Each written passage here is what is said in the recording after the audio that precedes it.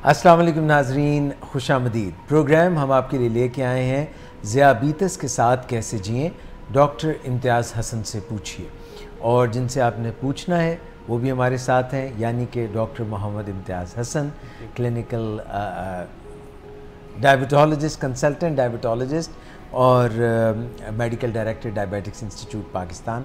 Sir आपको खुशामदीद कहते हैं। पता है ये मुझसे गलती क्यों है? क्लिनिकल साइकोलॉजिस्ट बहुत ज़्यादा है। वो इतने ज़्यादा हैं तो उनसे भी पहले मिलवा दूँ मैं। क्लिनिकल साइकोलॉजिस्ट भी हमारे साथ मौजूद हैं नाजरीन, और मिस रिदा ज़ारा, आपको भी हम खुशामदीद कहते हैं। सर एक और वजह भी है फंबल की।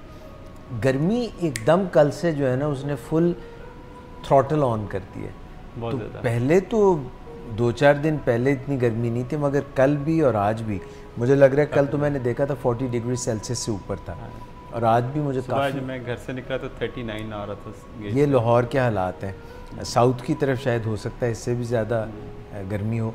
इस्लामाबाद पिंडी में भी थोड़ा सा बेहतर है। डॉक्टर साहब, गर्मियों की आमद है और आज मेरा ख्याल है 26 तारीख है, तो नेक्स्ट प्रोग्राम जो हमारा लगता है कि मई में आएगा, मई की बिगिनिंग में। तो एक आपने जो है ना ज़रा को गर्मियों में हिफाजती तदाबीर के ऊपर भी नेक्स्ट वीक हमें इनपुट देनी है हमारे नाजरीन को, और फिर उससे आगे डॉक्टर साहब जो है ना प्रोग्राम हम करेंगे कि कुछ 16 तारीख को या 17-18 अराउंड दैट टाइम रमज़ान भी शुरू हो जाएगा।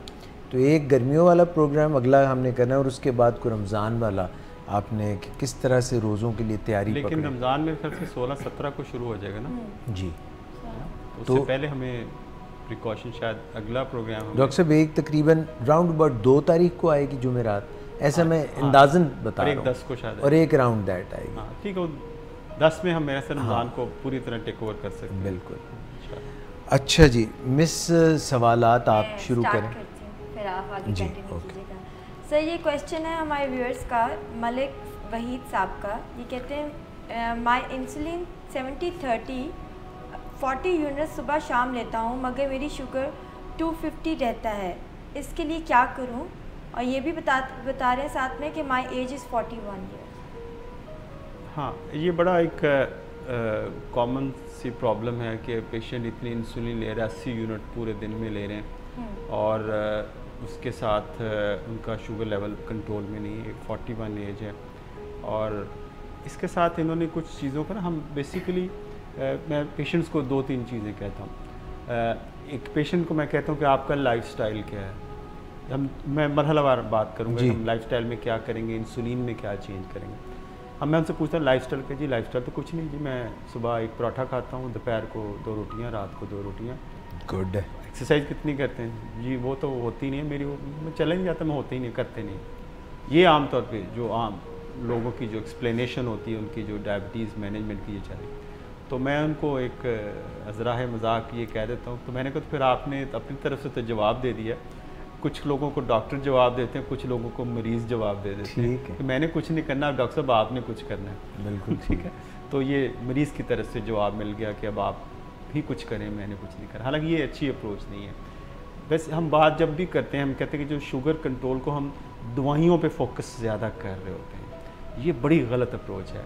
जो दवाइयाँ हैं वो आपके ट्रीटमेंट का 30% है। ऐसा मुझे बीच में एक बात याद है कि सॉरी मैं आपको टोक रहा हूँ, वो इसी तरह कोई डॉक्टर आपके तरह के कोई कंसल्टेंट थे, उनके पास आया ना, तो उन्हें कहा सर मेरी शुगर ठीक कर दो। बिल्कुल ठीक है, उन्होंने यही कहा कि जो आप कह रहे हैं कि भाई कोई डाइट का ख्याल रखो। तो कहते हैं डॉक्टर साहब मैं ना ही समझा तो लोगों का कॉन्सेप्ट है कि वो इतनी एक्सपेक्टेशंस के साथ डॉक्टर्स के पास आते हैं कि जी हम ये करेंगे तो हमारी कोई जादू की छड़ी होगी, कोई वो लट्टू घुमाएंगे तो हमारी शुगर लेवल, हम निकलेंगे रूम से तो ठीक हो जाएगी। हालांकि ये नहीं है, इससे एफर्ट मैनेजेबल है। इसमें जो बहुत सारी चीज़ें हम जो मिस करते हैं, इसमें बहुत बड़ी एक चीज़ मिस करते हैं, वो स्ट्रेस मैनेजमेंट भी हम मिस करते हैं। तो हम डाइट, एक्सरसाइज, स्ट्रेस मैनेजमेंट, तब मेडिसिन की बारी आती है। तो ये 4 पिलर खड़े होंगे तो मेज़ आपकी स्टेबल होगी। तो हम इस पे जो इन्होंने अपनी एज तो लिख दी है, अगर 41 है तो मेरे ख्याल से अगर ये मोटिवेटेड हैं तो इनको एक्सरसाइज को 30 से लेके 40 मिनट्स तक आपको पर डे कोई भी physical activity of his own choice, जिसको समझते, जिसके साथ वो कंफर्टेबल हैं, थकावट का एलिमेंट ना हो, ग्रेजुअली इसको स्टार्ट करें और ये बहुत इनको अच्छा इम्पेक्ट देगी। देखिए, एक 30 मिनट्स की एक्सरसाइज करना एक इंसुलिन एडिशनल इंजेक्शन के बराबर समझें। अच्छा। हाँ, सुई भी नहीं यानी लगी। आप जिसका मतलब आपने एक टीका जो लगाना था, आपने 30 मिनट्स एक्सरसाइज की, वो उसको उसने कवर कर इनके लिया। 40 फिर इनको कितने आवर्स करना पड़ेगा? नहीं, एक इंजेक्शन मुराद है कि एक इंसुलिन का आप एडिशनल लगा लिया तो उससे इंसुलिन की डोज का। दूसरा कि जो हमारी जो डाइट है ना वो बैलेंस नहीं है, डायबिटिक डाइट। हमें हाई फाइबर डाइट का कॉन्सेप्ट नहीं है। जब मैं पूछता हूँ, जब भी हमने पिछले प्रोग्राम में बात की, हम बात करते, हम बड़ा रिफाइंड किस्म का आटा खा रहे हैं, तो वाइट आटा जी, वो हम फलां कंपनी की जो सफ़ेद आटा, तो रोटी बड़ी अच्छी होती है और बड़ी मज़े की होती है, वो हम खाते हैं। और जो क्वांटिटी उसकी भी नहीं होती, 2 चपाती को हम ले लेते हैं। अभी हम जो चीज़ हम जो आपका जो करी है या सालन है, उसको हम नहीं कंसिडर कर रहे होते। हम उसको आमतौर पे डॉक्टर पूछ लेते हैं रोटी कितनी खाते हैं जी सुबह दोपहर शाम। ये नहीं देखता जो सालन की मिकदार जो ली जाती है, जिसके अंदर और उसकी कैलोरिक वैल्यू भी है, उसकी ग्लाइसेमिक वैल्यू भी है, उसको हम निगेट कर रहे होते हैं। और बहुत सारी चीज़ें जो हम चलते चलते सॉरी खा रहे होते हैं, उसको भी हम किसी खाते में नहीं लेते। ये इससे क्या होना है? मंचिंग जो हो रही होती है, स्वीट्स भी चल रही होती हैं, गुड़ वाले चावल भी चल रहे होते हैं, हलवा भी चल रहा होता है, ठीक है। तो इससे कुछ नहीं, तो 2 चम्मच से मैंने 2 चम्मच ले लिए, ठीक है, वो आप ले लें। लेकिन जब भी आप कुछ करें, आप डिविएट करें अपने, तो उसको थोड़ा सा कॉम्पनसेट भी करें, न्यूट्रलाइज भी करें। मैं ये कहता हूँ कि ये आपकी प्राइस है, इस प्राइस पे आपने इस चीज़ को ख़रीदना है। यानी जो आप जो खा रहे हो रोटी, इसकी भी एक प्राइस देनी है। अच्छा, कई लोगों के अंदर कॉन्सेप्ट है जी, मैं अगर अपना रोटी कम करूँगा या खाना कम करूँगा, मैं कमज़ोर हो जाऊँगा। ये बड़ी मिथ है, पता नहीं उसके पीछे क्या है वो सॉरी, इसके पीछे क्या वो उनकी लॉजिक है कि मैं रोटी खाने से, मैं कम खाने से कमज़ोर हो जाऊँगा। और जो बहुत सारी चीज़ें लोगों को अपने नॉर्मल वेट का भी नहीं पता होता। हम उनको अगर 90 kg का कहते हैं, आप वेट रिड्यूस करने, नहीं डॉक्टर मैं तो कमज़ोर हो जाऊँगा। एक खातून मुझसे आके पिछले दिनों, वो काफ़ी उन्होंने मुझसे बहस की कि डॉक्टर साहब मेरा वेट मुझे बढ़ाएं। मैंने कहा आप बिल्कुल नॉर्मल वेट है, नहीं मुझे और बढ़ाएं। मुझे लोग मुझे मिलने वाले कह रहे हैं कि अब आप कमज़ोर होंगे, आप बिल्कुल, मैं हड्डियों का ढांचा, मैंने कहा आप बिल्कुल, आपका बॉडी मास इंडेक्स नॉर्मल है और आप बिल्कुल अगर नॉर्मल वेट के साथ रहेंगे, आपके ना कोई ज़िंदगी में प्रॉब्लम्स नहीं आएंगे, शुगर भी ठीक रहेगी, बीपी भी ठीक रहेगा और आपके घुटनों के प्रॉब्लम भी नहीं होंगे, मसाइल नहीं, आप मुझे ऐसी दवाइयाँ दें जिससे मेरा वज़न बढ़े। सर लोग भी बड़ा डिस्करेज करते हैं, कहते हैं ताड़े चेहरे तो रौनक ही नहीं रही, वो गल्लां दियाँ लालियाँ ही नहीं रही, ऐसे करते हैं बात। ये पीयर प्रेशर जो है ना, जो आपके इर्द गिर्द जो लोगों का प्रेशर है, ये काफ़ी जो है ना लोगों को डिसहार्ट करता है। क्योंकि हम लोगों को बाय नेचर, हम एशियन या पाकिस्तानी, हर किसी के मामले में दखलंदाजी, तो कहना पर्सनल रिमार्क्स देने में हम बड़े शेर होते हैं कि इसको उसकी सेहत के बारे में, उसकी फिज़ीक के बारे में, उसकी ड्रेस के बारे में, ये नहीं होना चाहिए। मेरा पिछले दिनों में हुआ, अनसोलिसिटेड एडवाइस मैंने दे दी, फिर मैंने कानों को हाथ लगाया। तो ये ना हम उसमें इंटरफेयर करते हैं लोगों के मामला में। हालांकि हमें इनकरेज करना है। एक बंदा वेट लूज़ कर रहा है और उसका वो चाहता है कि मैं सेहत अच्छी सेहत, हम उसको इनकरेज नहीं करते, उसको डिस्करेज कर देते। तुम्हें क्या हो गया, कमज़ोर हो गए हो, इतने क्या करने की ज़रूरत है। बिल्कुल, वो फिर अपने लेवल सारे, वो बंदा सब शायद मैं कोई गलती कर रहा हूँ, कोई गुनाह कर रहा हूँ, या मेरे पे वैसे मुझसे क्या गलती होगी, मैं तो अब नॉर्मल हो गया हूँ। तो बेसिकली इस एटीट्यूड को भी चेंज करने की ज़रूरत है, जो अब लोगों के अंदर एक प्रिवेल कर रहा है, बड़ी उसके है। अच्छा, अब ये देखें, मैंने उसके ग्रेजुअली बात की कि इनकी डाइट को रिव्यू करना चाहिए। अगर ये इनके लिए मुमकिन हो, अगले प्रोग्राम में हम अपनी डाइट लिख के भेजें, वो क्या लेते हैं, और अपने एक्सरसाइज का प्लान जो हमने बता रहे कि 30 to 40 मिनट्स करें। अपनी चपाती को जो नाश्ता, एक लाइट सा नाश्ता करें 2 स्लाइस के साथ। अगर पसंद नहीं करते तो छोटा एक आधे पेड़ का एक फुल्का सा ले लें, दोपहर को एक रोटी ले लें, रात को एक रोटी ले लें, और खाने के दरमियान एक वक्फा रखें, अपने खाने की मिकदार को कांस्टेंट रखें। और जो इंसुलिन है, जो 70-30, इसको हम कहते हैं ये रेडीमेड सूट है। ठीक, देखिए जो रेडीमेड सूट है वो आपको फिट आ भी सकता है, ना भी फिट आ सके। तो इन फिट फॉर ऑल तो ये मसला नहीं है कि आप हर बंदे को 70-30 पे लगाएं। 70% का उन नाजरीन के लिए जिनको नहीं पता ये है क्या, 70-30 इंसुलिन है कि इसमें 70% लॉन्ग एक्टिंग है, 30% शॉर्ट एक्टिंग है। तो हो सकता है किसी को रेशो 50-50 चाहिए, हो सकता है किसी को 1:3 चाहिए, किसी को 75-25 चाहिए। तो ये डिफरेंट गेम है। तो इनको चाहिए अपने डॉक्टर से मिलके अपनी इंसुलिन को एडजस्ट कराएं अपने डाइट के मुताबिक। देखें अब ये देखें 40 यूनिट सुबह लेते हैं और 40 शाम को लेते हैं, टू मच, ठीक है ना। अगर हम इसी को थोड़ा सी इसी एंगल से देखें कि 40 यूनिट के साथ वो ब्रेकफास्ट भी करते हैं और लंच भी करते हैं, यानी 40 के साथ 2 खाने कवर कर रहे हैं और रात के 1 खाने के लिए वो 40 ले रहे हैं, और आगे रात को कुछ खाना भी नहीं है, रात को खाना भी नहीं, एक्टिविटी लेवल भी कम है, आपका खाना भी 1 है, तो आपका जो 40 यूनिट इज टू मच। तो जितना आप इंसुलिन का जो इतना जुडिशियस यूज़ है वो उसके अपने प्रॉब्लम्स हैं, वो डिस्कस करेंगे अभी या बाद में करते हैं। तो इसको इनको रिव्यू करने की ज़रूरत है। 70-30 is very popular stuff, at times it works in most of the people, but I don't think in the most of the people, in some people. यानी उन लोगों के अंदर ये अच्छा काम करता है कि जिन लोगों के अंदर जो फिक्स लाइफस्टाइल है, जिनका खाना पीना फिक्स है, जिसमें आप इतना टाइट कंट्रोल नहीं चाहते कि जी इतना अच्छा कंट्रोल, कोई बात नहीं, गुजारा करना चाहते। बहुत बूढ़े लोग हैं, अकेले रहते हैं, लगाने वाला कोई नहीं है, इस तरह के प्रॉब्लम है। 41 के this is not 70-30 is not the right choice for him, this is not shut. तो अब ये इनको अपना रिव्यू करवाना चाहिए, अपना जो है कि अपनी इंसुलिन को कैसे एडजस्ट कराएं, अपने मील के साथ, लाइफस्टाइल के साथ इसको एडजस्ट करने की ज़रूरत है। अच्छा डॉक्टर साहब, ये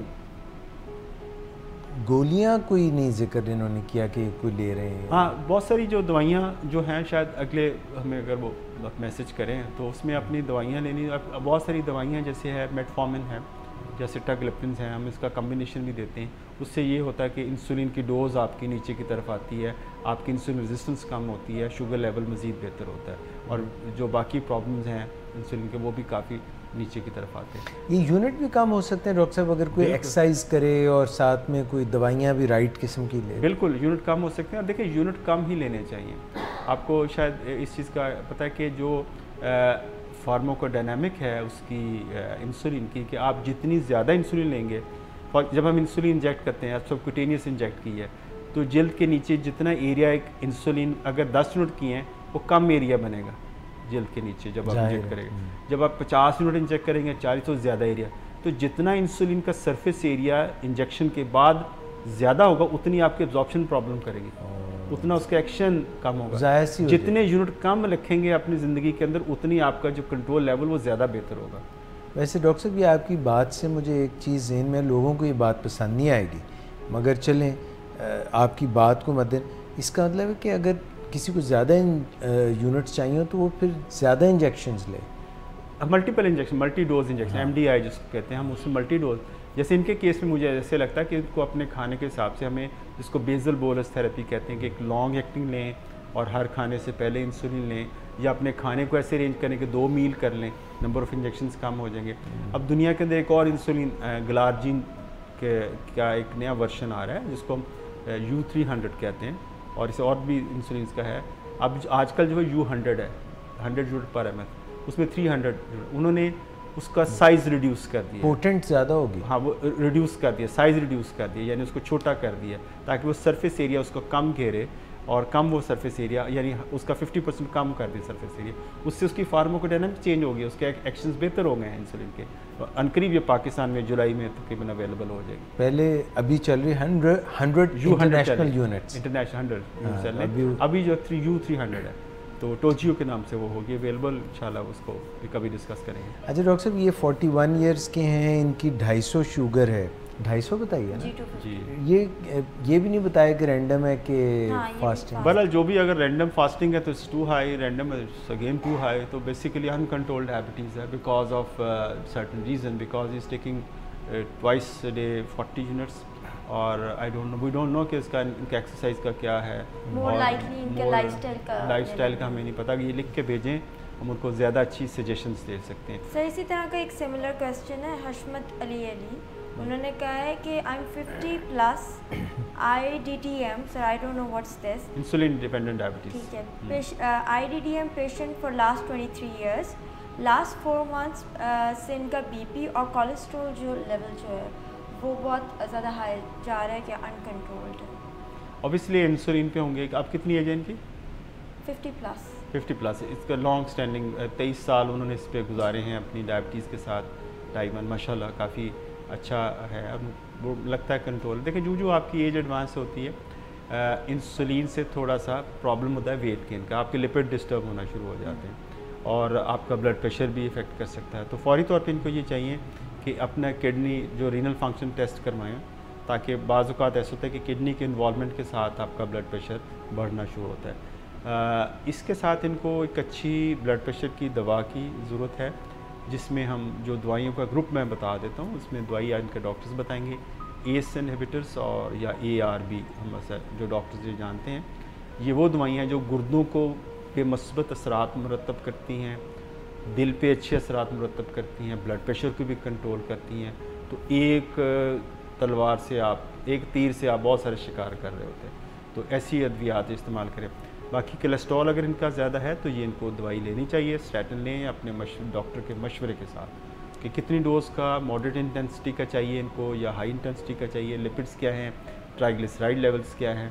तो ये सारी है, ये इनको बहरहाल एक कंसल्टेशन की ज़रूरत है। जो इनके डॉक्टर देख रहे हैं उनको ये पॉइंट हाईलाइट कर दें कि है, लेकिन डेफिनेटली खुद इस तौर पे अच्छा, ये बहुत सारे लोगों के अंदर एक मिथ है कि जी मैं सिर्फ शुगर कंट्रोल कर लूँगा तो बाकी खैर है। तो अपने ब्लड प्रेशर का ख्याल नहीं करते और अपने कोलेस्ट्रॉल का ख्याल नहीं करते। तो डायबिटीज़ को हम जब भी बात करते हैं, ये एक कम्प्लेक्स डिजीज़ है, it's complex of multiple problems. तो उसको हमें we have to tackle them unitedly, कि उसको एक यूनिट के तौर पे we have to treat them. Sir फरीफ वही पूछ रहे एक मिनट बीच में मुझे भी तो सवाल करने दें। वो अभी डॉक्टर साहब बोल रहे थे, आपने पहला भी पिछला सवाल कर दिया। आप नाराज क्यों हो रहे हैं? आप कर ले सवाल। बोलने ही नहीं देती। आपने मुझे डरा दिया। वो डर गई बेचारी। अच्छा, कभी कुछ ऐसा हो जाता है, जज्बाती मैंने बात कर दी। असल में ना ये सवाल जो आपने पूछा है ना, इस पे मुझे जहन में एक सवाल आ गया। डॉक्टर साहब ने कहा गुर्दे बचाने का जिक्र किया, दिल की बात की। सर कई दफ़ा जो है लोग दवाई भी ले रहे होते हैं, वॉक भी कर रहे होते हैं, और ये जो कॉम्प्लेक्स ऑफ डिज़ीज़ आपने बताया है, तो उनके रिलेशनशिप्स में बड़ा मसला चल रहा होता है, उसकी वजह से दिल पे बड़ा असर पड़ जाता है। दिल जो है उनका वो कभी धड़क रहा होता है कहीं, कभी कहीं धड़क रहा होता है। तो ये बताएं कि ये जो रिलेशनशिप्स हैं, ये मिस का भी सवाल बनता है क्लिनिकल साइकोलॉजिस्ट के हिसाब से। ये जब हमारी शुगर आउट ऑफ कंट्रोल होती है तो इससे कोई हमें गुस्सा भी ज़्यादा आता है, हम चिड़चिड़े भी ज़्यादा हो जाते हैं, और कोई मैरिटल रिलेशनशिप्स या मैरिटल डिस्कॉर्ड्स, या जो है दिल घर में लगाना चाहिए था कहीं और लगा बैठें, ये इनसे भी असर पड़ता है सारी। देखिए, जो डायबिटिक पेशेंट है ना, आप मेरे ख्याल से हमें ज़्यादा हैंडल करती हैं जो क्रॉनिक इलनेसेस जितनी भी बता सकते हैं। हाँ जी भी, हाँ इसके भी हम कमेंट्स लेंगे।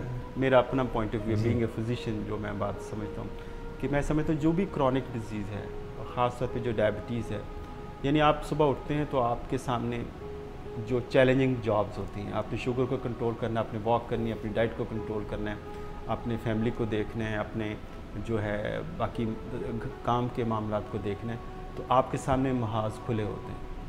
और जब आप एक लड़ाई लड़ रहे होते हैं, ये लड़ाई आम लड़ाई है, चौमुखी लड़ाई है। अच्छा, ठीक है ना, हर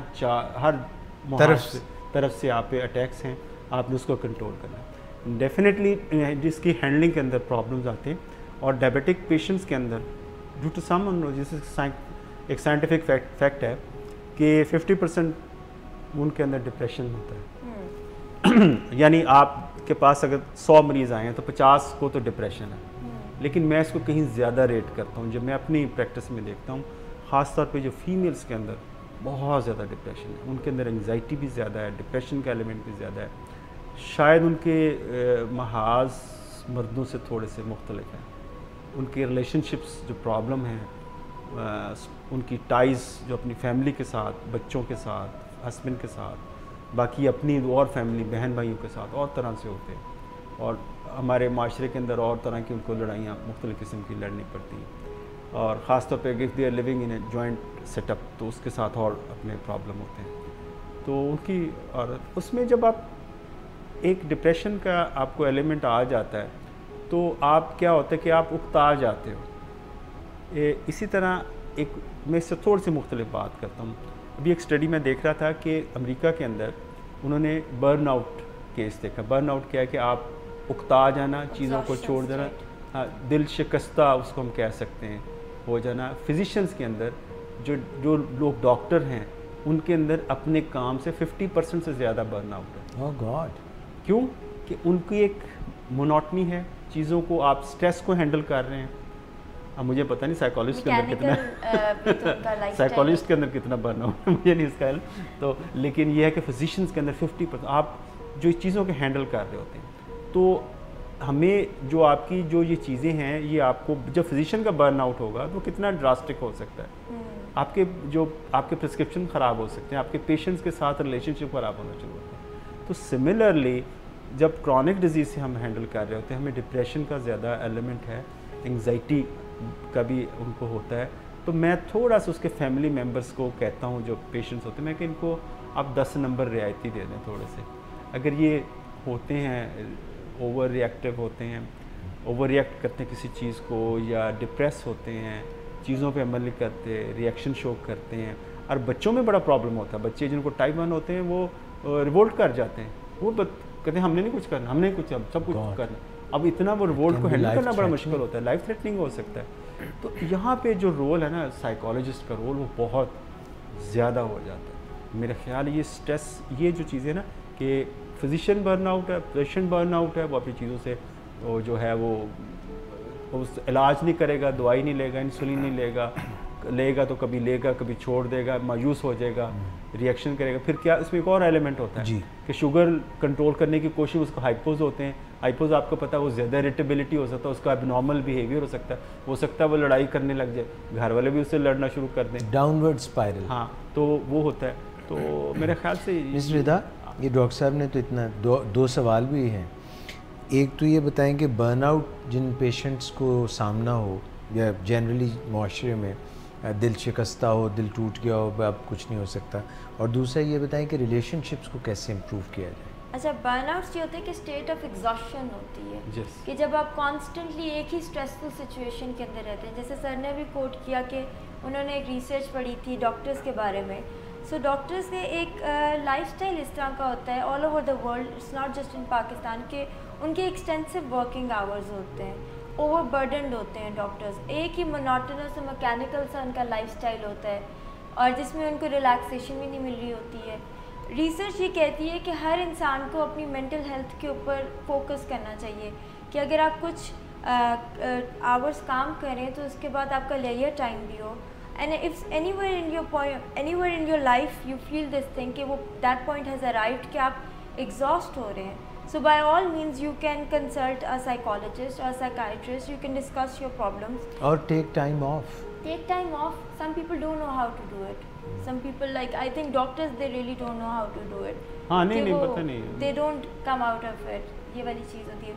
बच्चों के जैसे सर ने ये बात की कि जिस तरह बच्चे जो होते हैं छोटे, वो रिवोल्ट कर जाते हैं, रिबेलियस हो जाते हैं। बिकॉज एक बच्चा है कि वो 4-5 साल का है और उसको डायबिटीज़ टाइप 1 डायग्नोज हो जाती है। सो यू कैन इमेजिन कि वो बच्चा बाकी बच्चों की तरह एक्टिविटीज़ नहीं कर सकता, लेथार्जिक फील करता है। उसके बाद उसके खाने पीने के ऊपर रोक टोक के वो देख रहा है कि बाकी बच्चे स्वीट्स और चॉकलेट्स खा रहे हैं, वो नहीं खा रहा, तो वो उसके ऊपर एक नेचुरली स्ट्रेस जो है वो बिल्टअप होता जाता है। रिलेशनशिप्स की जहाँ तक बात रही है कि रिलेशनशिप्स हाउसवाइफ्स के, जैसे सर ने कहा कि हाउसवाइफ्स इनके पास बहुत डिप्रेशन की आती हैं।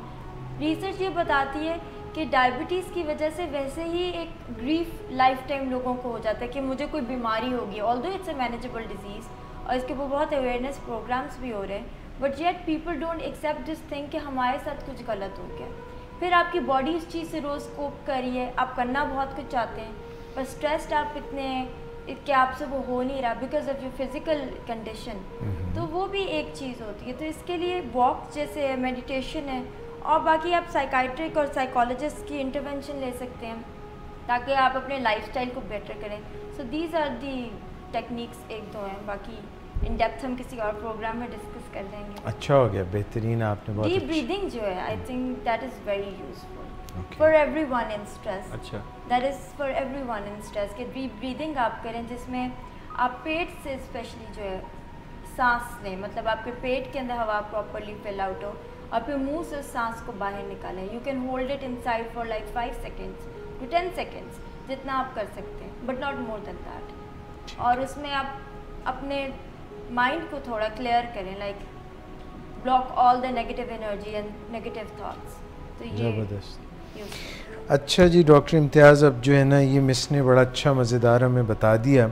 अब एक सवाल मेरा भी पूछना बनता है और वो ये है कि how can exercise make a difference in my diabetes, ये जो हम बात कर रहे हैं। एक्सरसाइज का जब देखें मैं इसको बहुत रेटिंग बहुत ज़्यादा देता हूँ एक्सरसाइज को मैनेजमेंट के अंदर, इवन डाइट से भी ज़्यादा एक्सरसाइज को रेटिंग देता हूँ, क्योंकि एक्सरसाइज वो काम कर रही होती है जो आपकी इंसुलिन कर रही होती है।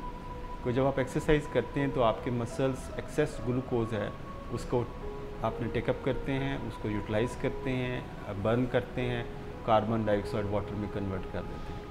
तो आपको एक मुफ्त का इलाज मैसर होता है, आपको फ्री इलाज है, मैं इसको फ्री ट्रीटमेंट कहता हूँ। लेकिन क्योंकि फ्री हम बाकी चीज़ें तो फ्री लेने के शौकीन है, ये बड़ा मुश्किल है, फ्री इसको लेते नहीं हैं लोग।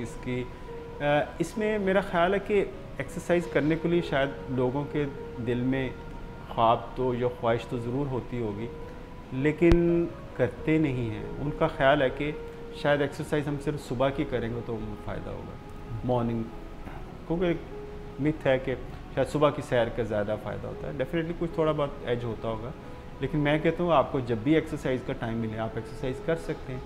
और एक्सरसाइज से मुराद वो ये लेते हैं कि शायद कोई हम खड़े होकर उछल कूद कर लेंगे तो एक्सरसाइज इसका है।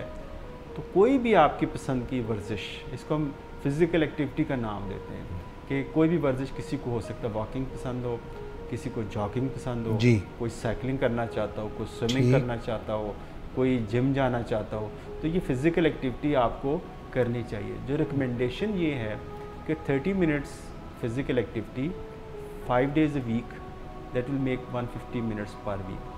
वो हर आदमी को, डायबिटिक को भी और जिसको हर आदमी को करनी चाहिए।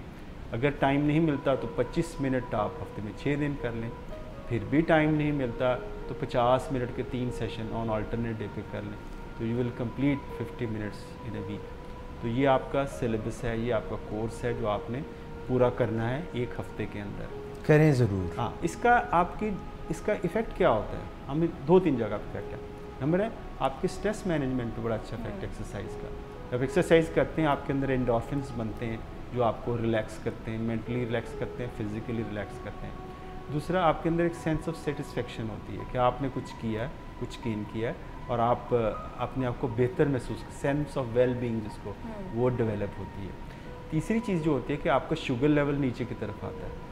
चौथी चीज़ है आपका ब्लड प्रेशर ठीक होना शुरू हो जाता है। पांचवी चीज़ है कि दिल के फ़ायदे के लिए बहुत अच्छी, यानी दिल के अंदर जो अच्छे चैनल्स हैं, जो खून की नालियाँ, जो नई नालियाँ बनती हैं, क्योंकि दिल के अंदर जो वेसल्स हैं आमतौर जो कॉर्नी वेसल्स हैं उनका आमतौर पे वो they are end vessels, they don't have any alternate route, तो उसके अंदर ऐसे चैनल्स बनने शुरू होते हैं जो आपको अल्टरनेट सप्लाई भी दे सकते हैं। तो ये 4-5 फ़ायदे इतने मौसर हैं जो आपकी डायबिटीज़ मैनेजमेंट के अंदर इतना इनकलाब बर्पा कर सकते हैं। एक खातून थे मेरे पेशेंट हैं, वो इंसुलिन यूज़ कर रही थी और अच्छे खासे यूनिट्स यूज़ करते। वो कहते मैं उम्रे पे गई, तो उम्रे पे मैं गई तो उन्होंने कहा कि मैं वहाँ मुझे तकरीबन कुछ 7 से 8 किलोमीटर वॉक करना पड़ती थी। तो मैंने वही वॉक पाकिस्तान जब पहुँची तो मैंने वही जारी रखी। और होता हम नॉर्मली क्या होता है, वहाँ लोग कर रहे होते हैं, यहाँ आके छोड़ देते हैं। जब 7 किलो कहते मैं वॉक की, उसकी इंसुलिन भी बंद हो गई और वो अपनी टैबलेट्स पे, अपने रूटीन पे, डाइट पे चले गए। तो मैंने कहा this is the benefit which you got, तो ये अब आपका फ़ायदा है। तो अब इसी तरह बहुत सारे लोग हैं जिन्होंने अपनी दवाइयों की मिकदार, इंसुलिन के यूनिट्स को कमाल हद तक नीचे लेके गए हैं। तो एक है बाई वॉक या एक्सरसाइज। सर वैसे आप ये चीज़ देखें कि अब आई डोंट नो आप अपने कितने पेशेंट्स को कहते होंगे, लेकिन वेस्ट में जिस तरह बाहर जो स्पेशली यूके, वहाँ पे अगर कोई ओवरवेट बंदा जीपी के पास जाता है तो वो फ़ौरन कह देता है कि आपको डायबिटीज़ हो सकती है आगे जाके आपकी लाइफ के अंदर, so you need to control it. तो यहाँ पे बहुत सारे मैंने डॉक्टर्स में ये भी देखा है कि वो इस चीज़ को भी कोई चीज़ सही बताते हैं, जैसे हेल्थ कंडीशन भी बताते हैं, दे रिफ्रेन फ्रॉम दैट। ऐसा होना थोड़ा सा ना एक हेजिटेंसी। मैं तो थोड़ा सा अब इस पर वर्कआउट करता हूँ कि जो पेशेंट के साथ जो डायबिटिक, उसके जो बेटा बेटी या उसके जो इमीडिएट फर्स्ट डिग्री रिलेटिव्स होते हैं, मैं उनको ये कहता हूँ कि आप भी अपना ख्याल रखें, आपको भी चांस है। अगर इनको है तो इस पे कि ये आप सिर्फ इनकी सपोर्ट के लिए हैं तो you might be the next one. ठीक है, तो इसको आप बचें। तो कुछ लोगों को ये बात शायद पसंद ना आती हो, लेकिन मैं कहता हूँ वो भी आपको, देखिए मैं ये कहता हूँ कि जो फर्स्ट डिग्री रिलेटिव है, अगर किसी की अम्मी अब्बू को शुगर है या बहन भाई को शुगर, वो अपने आप को ऐसे समझे कि मुझे हो गई है, और वो वही काम करे जो डायबिटिक करता है तो उसको नहीं होगी, ये याद कर, यानी ये मेरा उस पर है। तो अभी सर शो शुरू होने से पहले कह रहे थे कि शुगर हम सबके लिए बहुत बुरी है। हाँ, देखिए डॉक्टर साहब, मैं एक बात कहूँ, जो यंगस्टर्स होते हैं ना, टीनेजर्स, यंगस्टर्स, उनको हम माएँ घर में पुत्र पराठा खा ला, कोई गल नहीं। अच्छा, अब उनकी एक आदत बन रही है डॉक्टर साहब जी, चीनी है, आइसक्रीम है, कुकीज़ हैं, व्हाटएवर, कोई बात नहीं, बच्चा है खा ले, उसकी आदत बन रही है। वेट गेन बच्चों में बढ़ता जा रहा है। अब मैं दो बातें डॉक्टर साहब कहूँ कि चीनी जब हम खाते हैं और सॉल्ट हम खाते हैं ज़्यादा, अपनी ज़रूरत से ज़्यादा, सोडियम क्लोराइड तो हर जगह पे हमें मिल जाता है ना, सब्जियां खा रहे हैं उसमें से भी मिल रहा है, हमने एक्स्ट्रा टेबल सॉल्ट डाला हुआ है, ऊपर चीनी हम डाल रहे हैं। सर मैं एक मिस से बात कर रहा था कि ये चीनी जो है ना सिर्फ डायबिटीज़ के मसाइल हैं इसमें, बल्कि ये एज को भी तेज़ी से आगे लेके जाती है, एजिंग प्रोसेस को इन्हांस करती है। इसी तरह से फ़ैट जो है, मोटापा जो है, जब कोई बचपन में छोटी उम्र में किसी का ज़्यादा है तो बड़े हो के तो हमारा मेटाबॉलिज्म वैसे ही नेचुरली स्लो हो जाता है।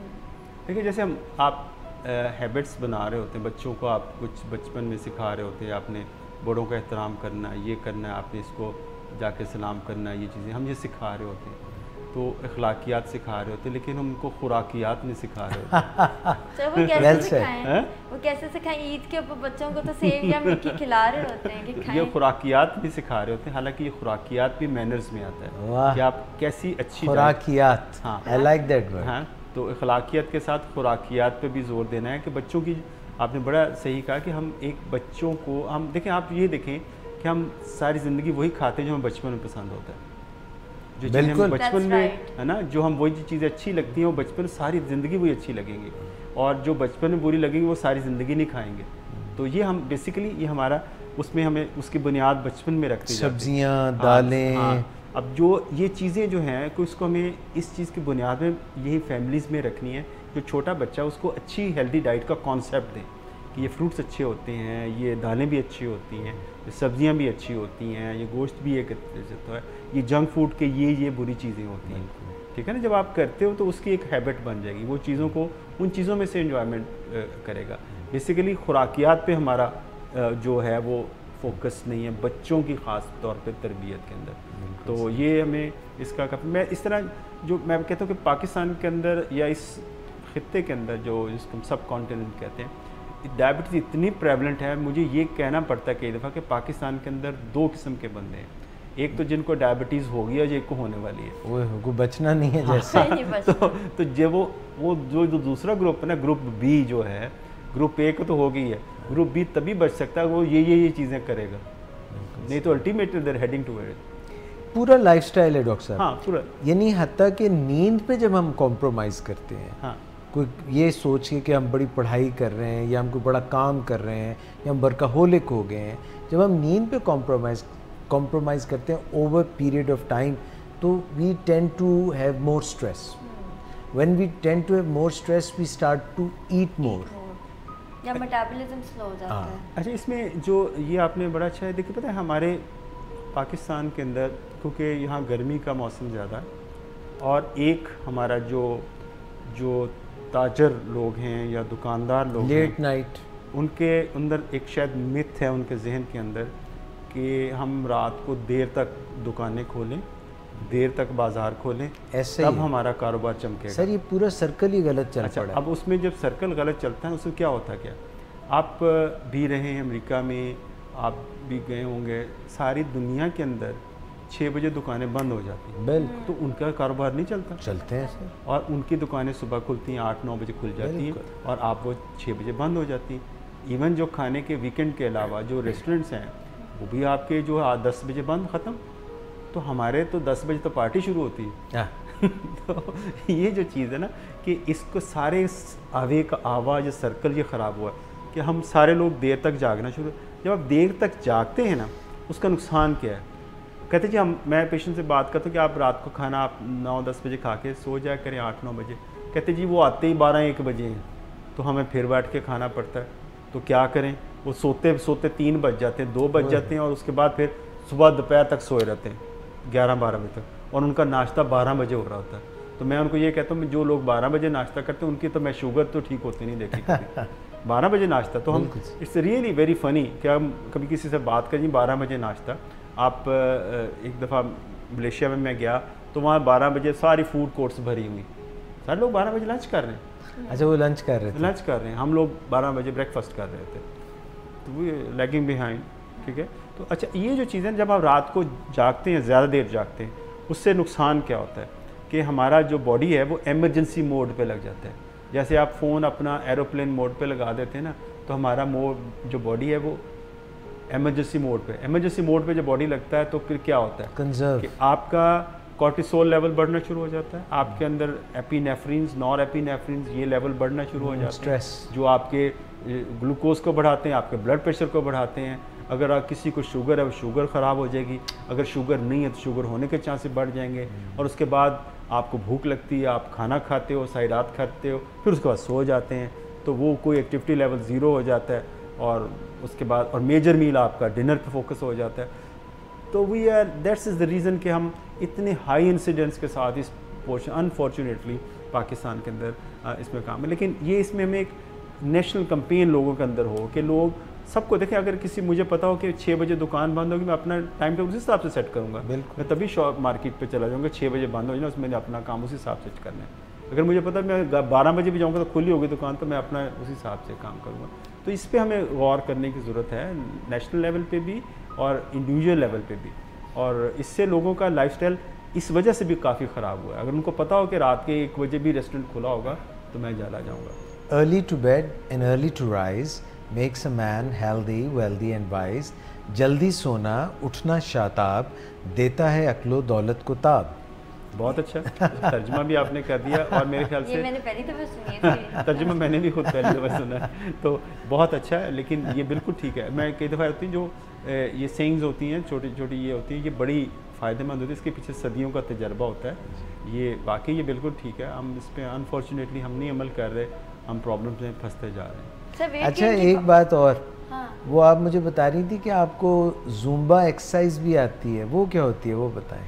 सर ज़ुम्बा जो होता है वो हाई इंटेंसिटी कार्डियो डांस होता है basically. High intensity cardio dance. जी। अच्छा, ये कार्डियो और डांस, ये मैं dancing itself is a cardio, लेकिन it's like a form of exercise जिसमें आप, इट्स नॉट मोनोटोनस। जिस तरह जिम में आप जाते हैं तो वेइंग मशीन्स वगैरह और वेट्स उठा के कुछ देर के बाद लोग बहुत एग्जॉस्ट हो जाते हैं या बोरिंग लगता है। इसमें म्यूजिक चेंज होता है, इसमें म्यूजिक चेंज होता है, स्टेप्स होते हैं, यू डांस एंड यू आपको आता है burn out candies. Next show में आप करेंगे। मैं नहीं, आपको आता है, करूँगा, आता है आपको, आप इंस्ट्रक्टर होंगे तो फिर हो सकता है आप इंस्ट्रक्टर होंगे ना। चलिए सर नेक्स्ट क्वेश्चन की तरफ चलते हैं। ये फरीफुई पूछ रही हैं कि can insulin cause weight gain? हाँ, ये देखें, ये इंसुलिन के 2 इफ़ेक्ट्स होते हैं। इल इफ़ेक्ट्स कह सकते हैं या मिसमैनेज्ड इफ़ेक्ट कह सकते हैं। इंसुलिन के एक तो शुगर लो कर सकती है जिसको हम हाइपोग्लाइसीमिया कहते हैं, दूसरा वेट गेन। वेट गेन क्यों होता है? सादा लफ्ज़ों में ये बता रहे थे, जब आपका शुगर लेवल कंट्रोल होता है, जो बॉडी से आपका कैलोरिक वेस्ट हो रहा होता है, जो आपकी कैलोरीज ज़ाया हो रही होती हैं, आपके यूरिन के अंदर ग्लूकोज ज़ाया हो रहा होता है, आपका ग्लूकोज यूटिलाइज नहीं हो रहा होता, तो आपकी मेटाबॉलिज्म इस तरह से होता है, नेगेटिव साइड पे जा रहा था, वो एक तो रुक जाता है, उससे वेट गेन होता है। कुछ लोगों के अंदर भूख बढ़ती है इंसुलिन लगाने से, उनको खाने की तरफ टेंडेंसी ज़्यादा होती है। तीसरा जो होता है, जब कुछ लोगों की इससे शुगर नीचे की तरफ आती है, वो डिफेंसिव ईटिंग करने लग जाते हैं। डिफेंसिव ईटिंग होती है, मेरी शुगर लो ना हो जाए, मैं ये आज मैं फुल केक खा लेता हूँ ताकि मेरी शुगर लो ना हो जाए। तो ये कुछ फैक्टर्स हैं जो इसको शुगर आपके वेट को बढ़ा देते हैं। जो अक्लमंद पेशेंट हैं, जो समझदार पेशेंट हैं, जो हमारे प्रोग्राम्स को फॉलो करते हैं, वो इस चीज़ से बच जाते हैं। वो कैसे बच जाते हैं?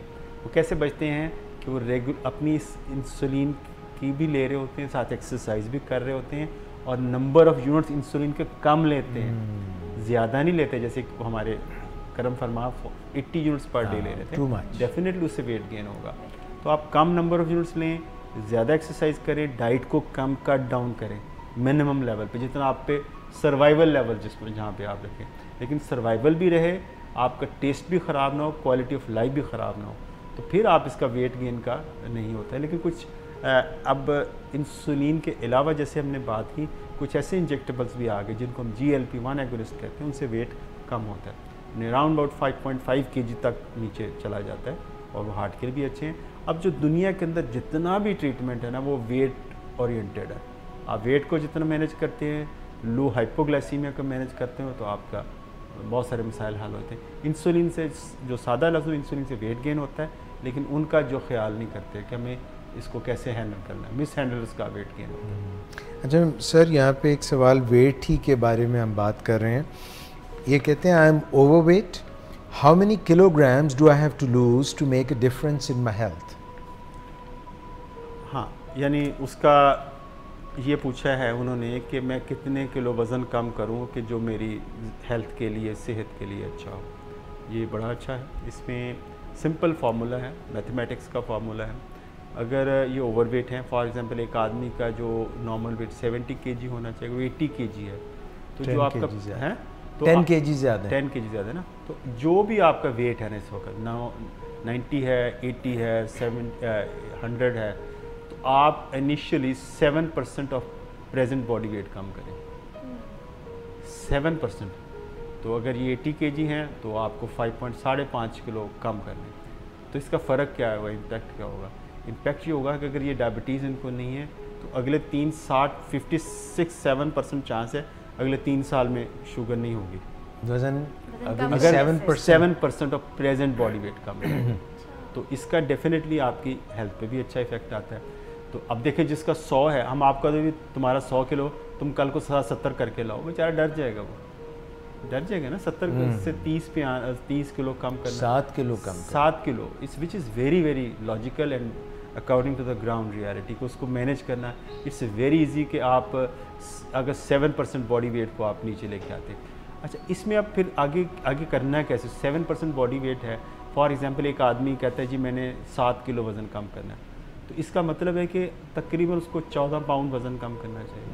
तो साइंस ने ये कहा कि अगर आप 3500 कैलोरीज बर्न करते हैं या अपनी डाइट में कम करते हैं तो आप 1 पाउंड वज़न कम कर लेंगे। अच्छा, ठीक है। अगर आप एक हफ्ते में चाहते हो कि आपका वज़न 1 पाउंड कम हो तो 3500 कैलोरीज पर वीक कम कर लें, यानी 500 कैलोरीज का डेफिसिट रोज़ कर लें। इधर you burn it with exercise और you reduce in your diet. ठीक है, ठीक है, यानी अभी ग़िज़ा इतनी 500 कैलोरीज की कम कर लें या 500 कैलोरीज आप एक्सरसाइज चीनी कम कर दें और ऑयल कम कर दें, जैसे भी डाइट को थ्रू मैनेज करें, या आप पार्टली भी कर सकते हैं, 250 उससे कम कर लें, 250 उससे कर लें, या ज़ुम्बा कर लें या ज़ुम्बा कर लें, वो हम देखें। सर आप करेंगे नेक्स्ट तो ये जो चीज़ है ना, तो इससे बड़ा फ़र्क पड़ता है।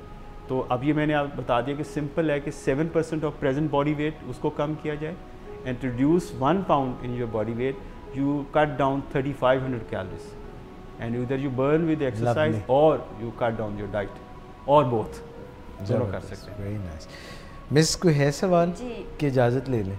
एक सवाल है रह गया। ये मायरा खान है, ये पूछती हैं कि can urine strips be replace by glucometer?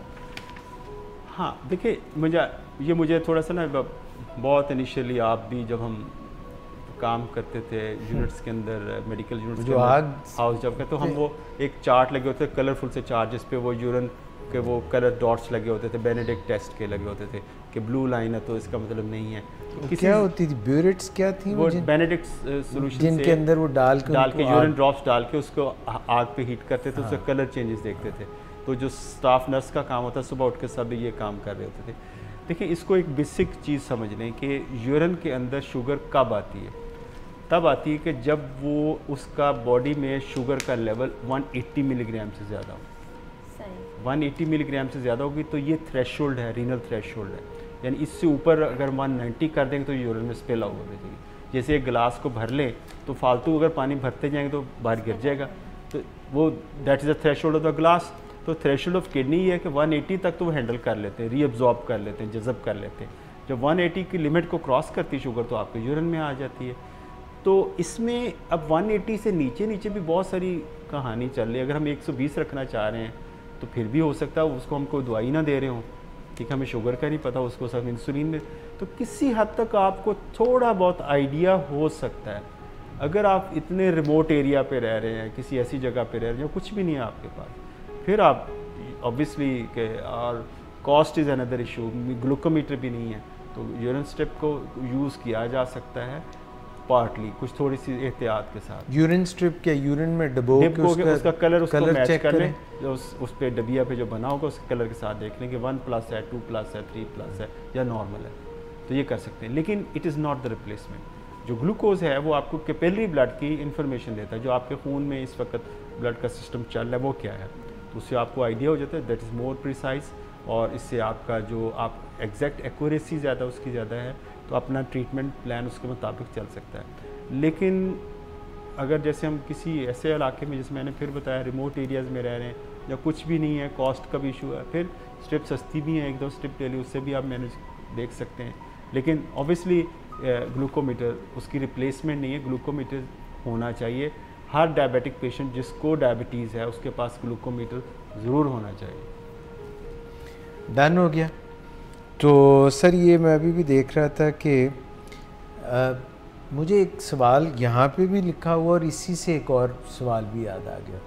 आजकल जो ग्लूकोमीटर आ रहे हैं और ख़ास तौर पे जो टाइप 1 जो IDDM का जिक्र कर रहे थे, इसमें वो ये भी बता देते हैं कि कीटोन्स भी किसी के खून में आ रहे हैं कि नहीं, और कीटोन्स पेशाब में भी पता चल सकते हैं। कोई देखिए टाइप 1 को मैं ना ख़ास तौर पे अक्सर कहता हूँ कि आप कीटो स्टिक्स ज़रूर ख़रीदें, कीटोन की स्टेप्स हैं वो ख़रीदें, क्योंकि बच्चों में बाज़ औक़ात किसी भी इमरजेंसी की सूरत में, लाइक कि बच्चे बीमार है, बुखार चढ़ा हुआ है या कोई और प्रॉब्लम, इन्फेक्शन हो गई है, तो उनका शुगर लेवल बहुत तेज़ी से हाई हो जाता है और उनके यूरिन के अंदर कीटोन्स अपीयर होना। क्या होते हैं कीटोन्स? होती हैं ये आप समझने बाई प्रोडक्ट है फैट मेटाबॉलिज्म। देखें अगर एक बंदे का नॉर्मली हमारे अंदर glucose as a source of energy है, तो ग्लूकोज को जब बर्न करते हैं तो कार्बन डाइऑक्साइड एंड वाटर बनता है, विच इज़ नॉर्मल। ओके, अगर हमारे अंदर और ये इंसुलिन के अंदर इन्फ्लुएंस हो रहा होता है, अगर हमारे अंदर इंसुलिन की कमी हो जाए तो हमारी बॉडी इस सिस्टम को बाईपास कर देती है, ग्लूकोज को बर्न नहीं करेगी, ग्लूकोज को बर्न एनर्जी के लिए फैट को बर्न करेगी। तो जब फैट जलेगी उसका धुआं और तरह से होगा। अच्छा। वो कीटोन्स की तरह आएगा। वो कीटोन्स की तो किसी के कीटोन्स आना इस बात की निशानी इस बंदे के अंदर, इस बच्चे या बच्ची के अंदर शदीद इंसुलिन की कमी है और इस वक्त उसका बॉडी ग्लूकोज यूटिलाइज नहीं कर रहा, फैट को यूटिलाइज कर रहा है। उसका तो वजन कम हो जाएगा। हाँ, फैट यूटिलाइज कर रहा है। तो ऐसे में और बच्चों में बड़ी स्ट्रेंज इसमें सिम्टम आते हैं, उसमें बच्चे वॉमिट करना शुरू करते हैं और बच्चों के अंदर पेट दर्द शुरू होता है। तो ये वॉमिटिंग आनी हो, टाइप 1 को आ रही हो या पेट में दर्द हो रहा हो, तो समझे कि कीटोन्स उसके हैं, चेक फौरी तौर पे चेक किया जाए और उसको फौरी तौर पे अपने डॉक्टर से रिपोर्ट किया जाए या एडिशनल इंसुलिन की डोजेज भी हम उसमें सजेस्ट करते हैं। और ये कीटोन्स जो हैं ये पेशाब में चेक किए? पेशाब में चेक, उसी के लिए मैं कहती हूँ कि यूरिन कीटोन स्टिक्स होनी चाहिए, हर टाइप 1 के साथ पास होनी चाहिए। डॉक्टर साहब आज के लिए बहुत शुक्रिया, थैंक यू वेरी मच। बड़ा मज़ेदार काफ़ी बातें भी हमने हो गई, ज़ुम्बा का भी मुझे हो गया कि नेक्स्ट टाइम मैंने करना है ज़ुम्बा, और हम डाइट का भी ख्याल रखेंगे और एक्सरसाइज भी करेंगे, लाइफस्टाइल मॉडिफिकेशन भी करेंगे। ये सब कुछ ज़रूरी होगा, ये सब साथ चलेगा। साथ में हम रिलेशनशिप्स को सही लेके चलेंगे, स्ट्रेस लेवल्स को सही लेके चलेंगे, तो फिर ये होलसम लाइफस्टाइल बनेगा। 24 घंटे सोते हुए भी आप अपनी डायबिटीज़ को कंट्रोल कर सकते हैं, क्योंकि अगर नींद पे कॉम्प्रोमाइज़ करेंगे तो वेकिंग आवर्स में मसला हो जाएगा। Doctor Imtiaz Hasan, thank you very much, बहुत शुक्रिया आज के प्रोग्राम के लिए भी। और हमने आपको बताया ना कि अगले प्रोग्राम में ये जो गर्मियाँ तेज़ी से आ रही हैं उस पर डॉक्टर साहब बात करेंगे। उससे अगले प्रोग्राम में, या हो सकता है इसी नेक्स्ट में, हम रमज़ान के मुतालिक भी आपको प्राइम करना शुरू करें कि किस तरह से रोज़े रखने हैं, किसने रोज़े नहीं रखने। Miss Reda, thank you very much for your input, बहुत शुक्रिया। इसके साथ ही आज के प्रोग्राम से इजाज़त दीजिएगा। अपना बहुत सा ख्याल रखिएगा, और अपना ख्याल इसलिए रखिएगा ताकि आप अपने प्यारों का ख्याल रख सकें, कहीं उनके ऊपर बोझ ना बन जाए। Take care of yourself so that you can take care of others. Until next time, Allah.